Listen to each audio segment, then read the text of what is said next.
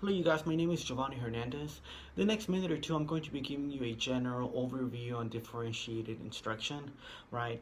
The focus of my overview will be in preparation for an 11th grade English class pre-assessment activity related to the catcher in the rye. So my personal definition to differentiated instruction would be meeting individual students' needs. Okay, so this is a process, right, that happens before the lesson. Okay, so that's the main component of it. Okay, differentiated instruction doesn't necessarily mean that a teacher need to create multiple lesson plans. Okay, so that's not what it is. So it's not individual lesson plans, right? But in a way, you need to be thinking, right, in the back of your head, you have to be thinking, am I hitting, am I targeting the different learning styles, right? Because we have students who learn, right, via auditory exercises. We have our kinesthetic learners, we have our visual learners, right? So we always need to consider each student's learning styles as we're preparing to differentiate a lesson plan. One way a teacher can differentiate instruction is by students' interests. So for example, a teacher will group students with similar interests such as the Harry Potter series or Twilight, and they will be given the opportunity to share their knowledge and skills with their peers. And this kind of echoes Gardner's theory of multiple intelligences because he believes that every individual has the capacity to develop multiple intelligences, and this is where the opportunity is given, to these students.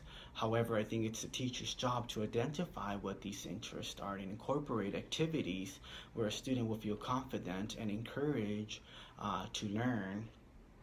A teacher can also differentiate by culture, and that is taking every learner's cultural background into account and use multicultural activities in an effort to target the learning needs of students.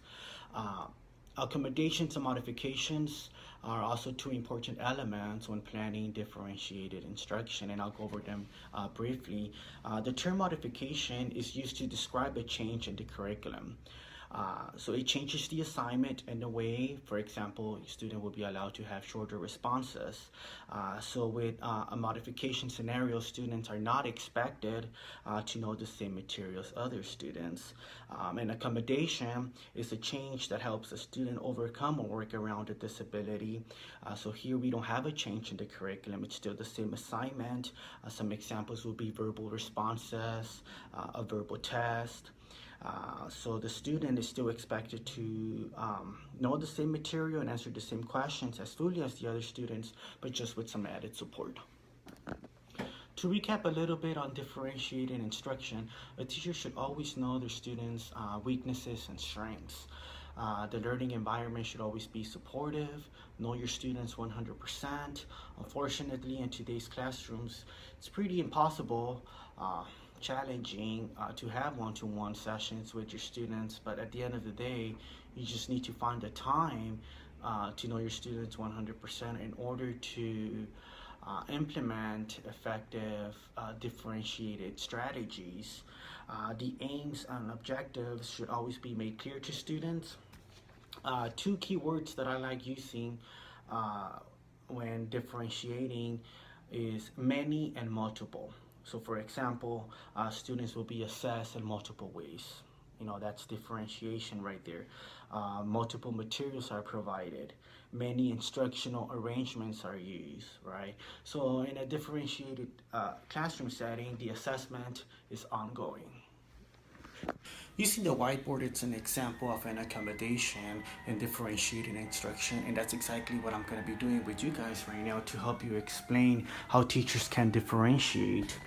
So to recap a little bit more, teachers can differentiate based on content, process, and product. So with the content, that's the subject matter, what the student needs to learn or how the student will get access to the information. The process, that's the activities in which the student engages in order to make sense of or master the content. Product, that's the evaluations, the assessments, how are students going to demonstrate their knowledge. And this is according to students' readiness. The word is pretty self-explanatory. Are students ready to move from one standard to the next one? We're just not throwing random activities at them, right? Interest, right? We talked about this earlier in the video. Their learning profile. To increase growth. This echoes Gartner's multiple level of intelligences, right? We want students to succeed, right? To be intellectual. Motivation. Teachers always want to promote intrinsic motivation. And that's the idea that students want to learn a concept and material because they want to, and not because they're going to receive some type of award or punishment if they don't, learn something. And efficiency.